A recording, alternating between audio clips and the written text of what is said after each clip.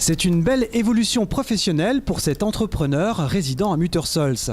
Après avoir vendu du vin pendant plusieurs années, il décide en 2009 de se mettre à son compte.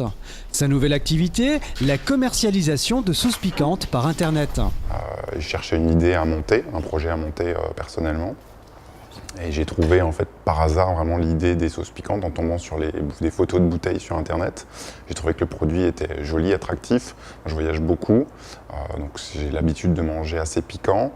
Et ensuite c'est assez simple finalement, j'ai acheté une palette et j'ai commencé à la vendre. J'ai bricolé mon site internet à l'époque de façon très artisanale. Et petit à petit, voilà, une fois qu'une palette était vendue, j'en ai acheté 2, et 3, et 4, et 10. Et puis maintenant, on fait plus. Aujourd'hui, la boutique en ligne compte pas moins de 700 références. Des articles venus du monde entier. C'est aussi une place de plus en plus importante donnée aux sauces barbecue. Toutefois, pas question de distribuer des produits d'origine industrielle. La plupart des marques proviennent de petits producteurs. C'est fait par des tout petits fabricants, c'est pas forcément de l'industriel, parce qu'il y a, comme dans le vin, en fait, il y a plusieurs échelles. Il y a l'échelle industrielle, qui sera comparativement, c'est la coopérative viticole. Et puis en même temps, il y a le vigneron indépendant. Là, il y a des gens qui font de la sauce de manière indépendante, qui vont, au lieu de produire 25 millions de bouteilles, ils vont en faire 100 000 dans l'année. Donc c'est pas du tout la même échelle. Parmi ces best-sellers, des sauces extrêmement fortes, comme ces produits américains. Ce qu'on vend le plus en sauce extrême, c'est ça. Donc c'est la sauce Ultra Death de la marque Blair's. C'est une marque américaine du New Jersey. C'est extrême. Ça se déguste à la goutte.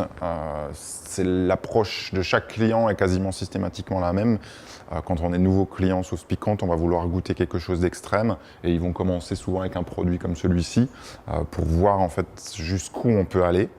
C'est pas la plus forte, mais c'est dans le top 10. Et après, souvent, les clients ils vont revenir sur des produits qui sont plus accessibles, comme ça, par exemple. Donc ça, c'est une sauce qui vient de Belize. La marque s'appelle Mary Sharps. Et donc, on est sur quelque chose de... Dans les deux cas, ce sont des petites marques. Mary Sharps, c'est le nom du domaine, le nom de la dame qui possède l'exploitation. Et elle a sa propre ferme de piment habanero. Et toutes les importations se retrouvent ici, dans les locaux de l'entreprise, situés dans la zone d'activité du Guissen, à Chervillers. La construction récente de ce bâtiment a donné l'idée aux gérants d'ouvrir un petit point de vente. C'est qu'au fur et à mesure des années, on a grossi et on a eu besoin de plus en plus de place en fait, pour stocker la marchandise. Donc du coup, on a fait construire un bâtiment qui nous correspond. Et donc du coup, le magasin, c'était normal d'en ouvrir un à partir du moment où on avait le dépôt, les bureaux au même endroit. Pouvoir montrer les produits aux gens locaux, parce que finalement on a une clientèle locale qui est très faible aujourd'hui, comme on marche essentiellement en vente à distance ou via des revendeurs. Ça permet finalement aux gens de Célesta, Marco, etc. et d'avoir une cible plus proche de nous. L'entreprise élargit à présent sa gamme de produits en proposant par exemple des graines et des plants de piment. Elle s'est également associée avec des fabricants pour commercialiser ses propres produits. On va lancer des chips extrêmes, donc on sera les premiers sur le marché français à lancer vraiment de la chips très forte.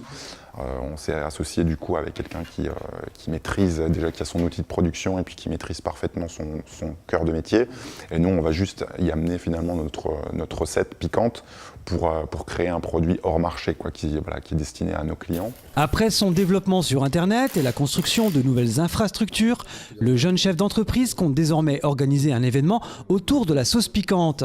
Un moyen de valoriser ses produits en présentant notamment au grand public de nouvelles façons de préparer des barbecues.